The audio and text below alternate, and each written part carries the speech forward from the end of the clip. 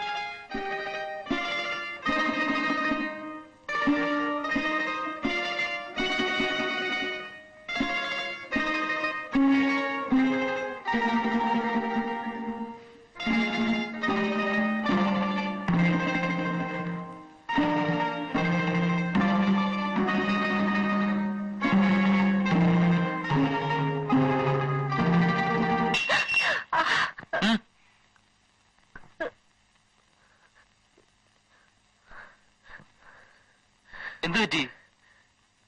കപ്പ കയ്യിന്ന് വീണു.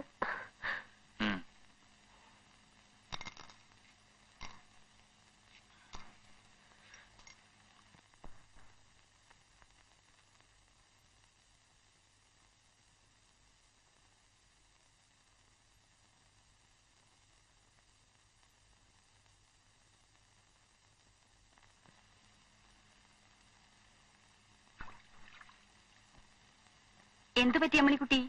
കാലത്ത് തന്നെ കുളക്കടവിൽ വന്നിരിക്കണേ. എന്തു പറ്റി?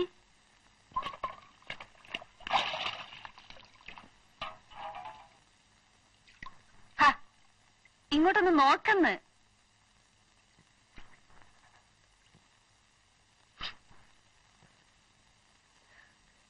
എനിക്ക് പേടിയാവുന്നു കൗസല്യ. പേടിയാവേ? എന്തിനാ? കൗസല്യ ഇന്നലെ പറഞ്ഞില്ലേ? അയ്യേ, അതിനേക്ക് അറിയാൻ പോണേ. ഞാൻ വെറുതെ പറഞ്ഞല്ലേ എന്റെ കുട്ടിയെ. ഈ അമ്മണിക്കുട്ടി ഒരു പൊട്ടിയാ. ഉണ്ണി എന്താ വരുമ്പോഴേക്ക് നിന്നെ പിടിച്ചു തിന്നാൻ പോവാ? ഒന്ന് സൂക്ഷിക്കണമെന്നല്ലേ ഞാൻ പറഞ്ഞുള്ളൂ. എനിക്കങ്ങനെ ഒരു പറ്റിയെന്ന് വെച്ചിട്ട് എല്ലാവർക്കും അങ്ങനെ പറ്റണമെന്നില്ല.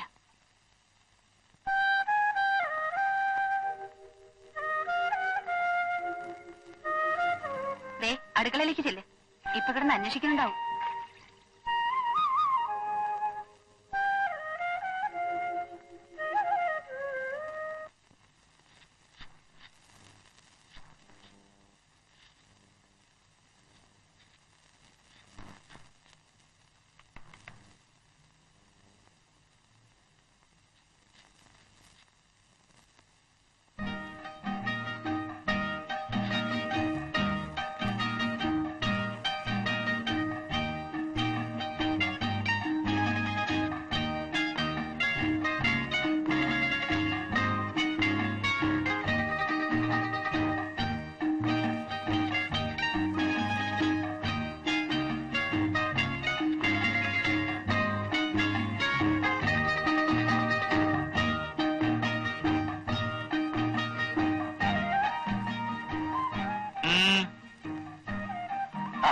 ഇനിയും താഴോട്ട് പൊട്ടിക്കരുത്.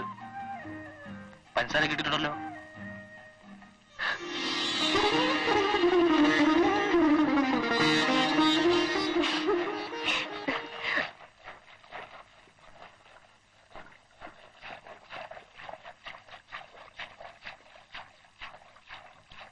വല്യമ്മേ, ഞാൻ കടയാം. വേണ്ട വേണ്ട, നീ കടഞ്ഞ വെണ്ണ കൂടില്ല. നീ ആ തീയൊന്ന് തള്ളിക്കൂട്ടി.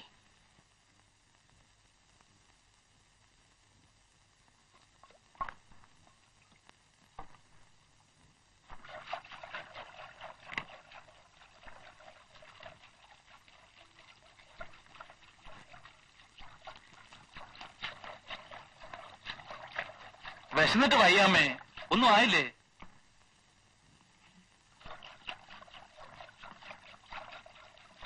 എന്താ അത് കടലയാ? സ്റ്റൈൽ കുറച്ചിട്ട്. പൊള്ളും. ഒന്നുമില്ല, നീ ഇങ്ങോട്ടിട്ട്.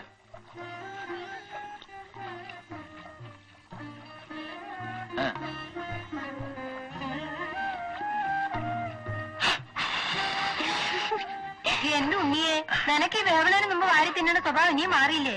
ഈ പെണ്ണ് വല്ലയ്ക്കിലൊക്കെ ചെന്ന് പറയും. ഏയ്, അമ്മണിക്കുട്ടി പറയൊന്നുമില്ല. പറയൂ അമ്മണിക്കുട്ടി. ഇല്ല. ആ, അതെ.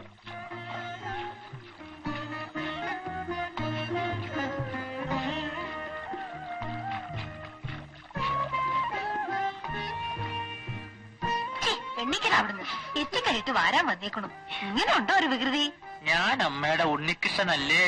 ഈ ചെക്കൻ എന്തായി കാട്ടണേ? ഇതാ അവന്റെ പ്രകൃതം. ഈ കളി തന്നെയാ അച്ഛന്റെ അടുത്തും ചെലപ്പോ.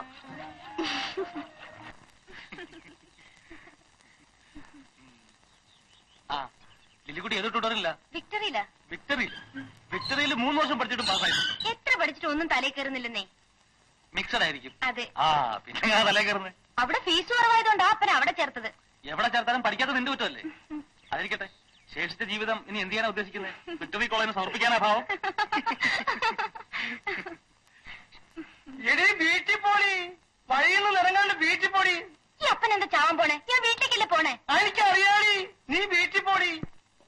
മറ്റുള്ള കുട്ടികളൊക്കെ വീട്ടിലെത്തി. അപ്പനെന്ന് വീട്ടിലേക്ക് വാ, ഞാൻ കാണിച്ചു തരാം. എന്റെ മേനവും കുട്ടിയെ ഹാരം കിട്ടിയ വഴി കാണുന്നവരോടൊക്കെ നിരങ്ങിയിട്ട് അവള് വീട്ടിലെത്തും. എനിക്ക് ഇവളുടെ കാര്യം ആലോചിച്ചിട്ട് ഒരു സമാധാനമില്ല. പ്രായമായ പെണ്ണല്ലേ? അല്ല, മേനവും കുട്ടിയുടെ ഇപ്പം മിണ്ടിന്ന് വെച്ചാൽ ഒന്നും ഉണ്ടായിട്ടല്ല. എന്തിനാ ഇങ്ങനെ വ്യസനിച്ചോണ്ട് നടക്കുന്നത്? കെട്ടിച്ച് വിട്ടൂടെ? 10ാം ക്ലാസ് എങ്ങനെയെങ്കിലും കടന്നു കിട്ടിയ വല്ല ജോലിയും കിട്ടുവേ. അപ്പോ സ്ത്രീധനം കുറച്ചു കൊടുത്താ പോരെ? എനിക്ക് അതിനുള്ള പാകല്ലേ ഉള്ളൂ. 10ാം ക്ലാസ് കഴിഞ്ഞാൽ അവിടെ കളക്ടർ ഉദ്യോഗം കിട്ടാൻ പോവില്ലേ? വല്ല മാസപ്പടി പണിയെങ്കിലും കിട്ടുവേ. ഒന്നുമില്ലാണ്ട് കൊള്ളാവുന്ന ഒരുത്തിന്റെ കൂടെ പറഞ്ഞയക്കാൻ പറ്റുമോ? ഒരു കറവക്കാരൻ കള്ളനുണ്ട്, 2 നേരം അവനെ നോക്കണം. ഒരു ചെത്തുകാരൻ കള്ളനുണ്ട്, അവനെ 3 നേരം നോക്കണം. അവൻ തെങ്ങിന്റെ മുകളിൽ കയറി പെണ്ണ് കുളിക്കുന്ന നോക്കുക. ചെത്ത് വേണ്ടാന്ന് വെക്കാന്ന് വെച്ചാല് ആ തെങ്ങ് അവൻ ഉണക്കും. കറക്കാനാണെങ്കിൽ വേറെ ആളെ കിട്ടാനുമില്ല. ഇങ്ങനുണ്ടോ മനുഷ്യന്മാര്? വ്യസനിക്കാൻ വേറെ വല്ലതും വേണോ? ദേ പോണു ആ കള്ളൻ. നോക്ക്, തിരിഞ്ഞു നോക്കണില്ല, വച്ച് പിടിക്കുകയാണ് വീട്ടിലേക്ക്. മറ്റേ കള്ളനുണ്ടല്ലോ, മേനംകുട്ടിയുടെ കൂട്ടുകാരൻ ദേവസിക്കുട്ടി, അവൻ ഇതേ ഒരു ജ്വരമുള്ളൂ. അടയ്ക്കാമരത്തിന്മേ സാരി ഒറ്റിയെടുത്ത് പശു ഉണ്ടെങ്കിൽ അവൻ കറക്കും. അല്ല, അത് പോട്ടെ, മേനംകുട്ടി വരാൻ വൈകിയെന്നോ, കമ്പി അടിച്ചുവെന്നോ, കിട്ടിയില്ലെന്നോ, അച്ഛനും അമ്മയും വല്ലാണ്ട് വ്യസനിച്ചു എന്ന് കേട്ടല്ലോ. എന്താ ഉണ്ടായേ? വരണ വഴിയിൽ വെള്ളപ്പൊക്കം ഉണ്ടായിരുന്നോ, ട്രെയിൻ ഒലിച്ചു പോയിരുന്നോ, പാളം വെക്കാൻ മറന്നു, എന്തിനു പറയുന്നു? എന്റെ കണക്ഷൻ ട്രെയിനൊക്കെ തെറ്റി. ആ പറച്ചിലൊരു വെപ്പാണല്ലോ. വ്യസനം കൊണ്ട് എന്റെ സംസാരം അങ്ങനെ ആയതാണ് കേട്ടോ.